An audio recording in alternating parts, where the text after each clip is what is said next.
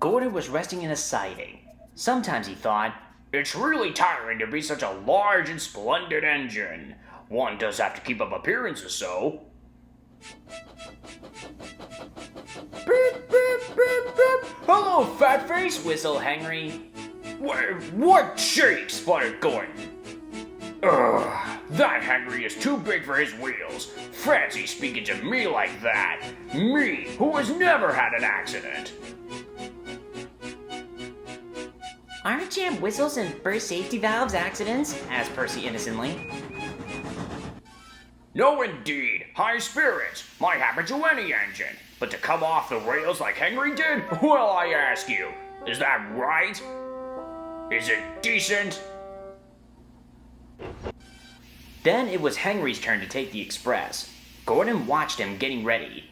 "Be careful, Henry. You're not pulling the flying kipper now. Mind you keep on the rails today."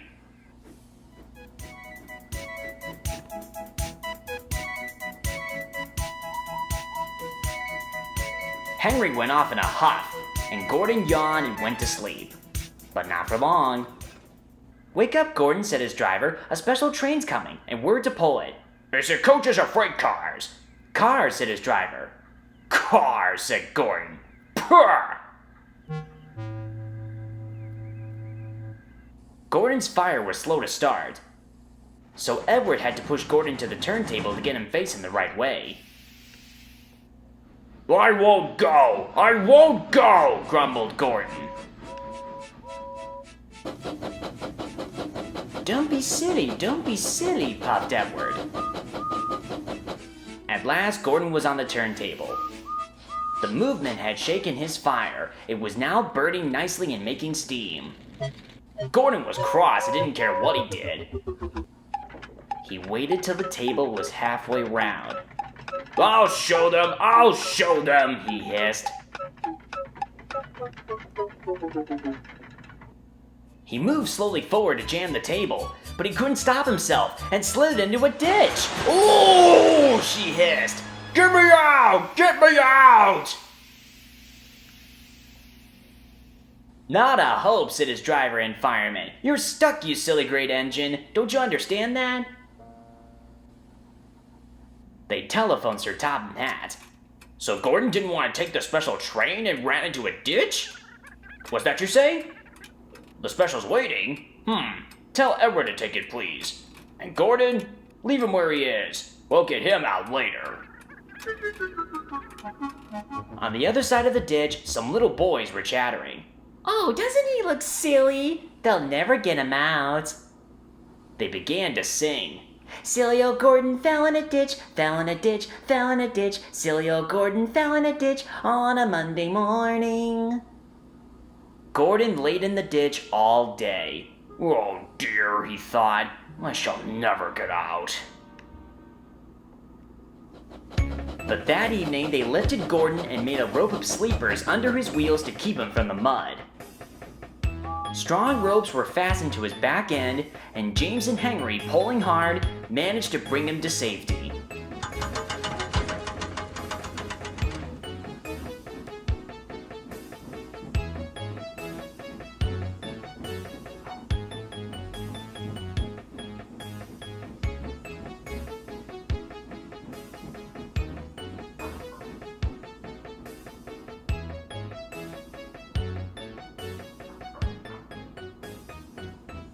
Late that night, Gordon crawled home, a sadder and wiser engine.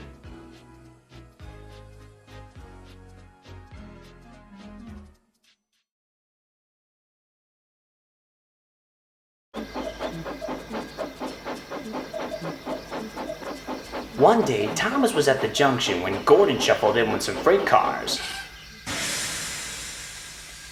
"Phew," remarked Thomas. "What a funny smell." "Can you smell a smell?"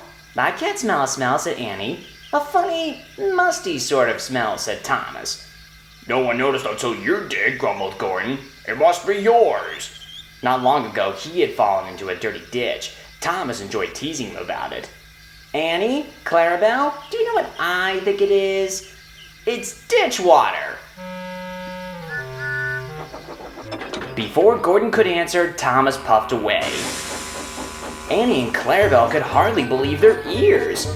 He's dreadfully rude. I feel quite ashamed. He's dreadfully rude. And to Thomas they said, you mustn't be rude. You make us ashamed. But Thomas didn't care a bit.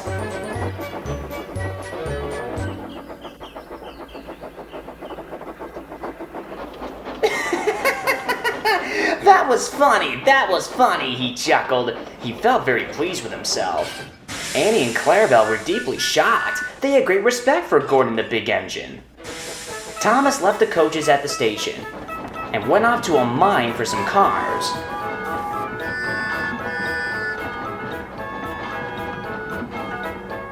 Long ago, miners digging for lead had made tunnels under the ground.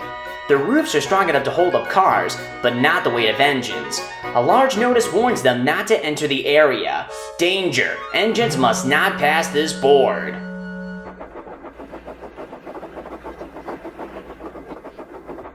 Silly old board, thought Thomas. He had often tried to pass it, but had never succeeded. But this morning, he had made a plan. The fireman went to throw the switch. Now for my plan, thought Thomas. Bumping the cars fiercely, he jerked his driver off the footplate and followed him into the siding. Come back, yelled his driver. Fire and smoke, said Thomas. I'm sunk. And he was. Oh dear, he said. I am a silly engine. And a very naughty one, too. I saw you, said Sir Topham Hatt. Please get me out. I won't do it again. I promise. I'm not sure. We can't lift you out with a crane. The ground's not firm enough. Let me see. I wonder if Gordon could pull you out. Yes, sir, said Thomas, but he didn't want to meet Gordon just yet. Down a mine, is he? Laughed Gordon. What a joke!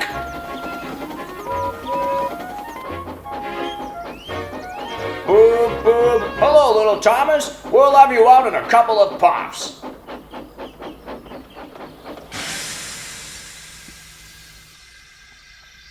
Strong cables were fastened between the two engines. Are you ready?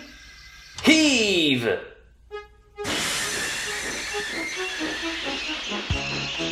It was a lot harder than they all thought, but at last, Thomas was free. I'm sorry I was cheeky, said Thomas. That's all right, Thomas. You made me laugh, replied Gordon. I'm in disgrace. So am I, huffed Thomas. Why, so you are, Thomas. Shall we form an alliance? You help me and I help you? Right you are, agreed Thomas. Good, that's settled, rumbled Gordon. And buffer to buffer, the Allies puffed home.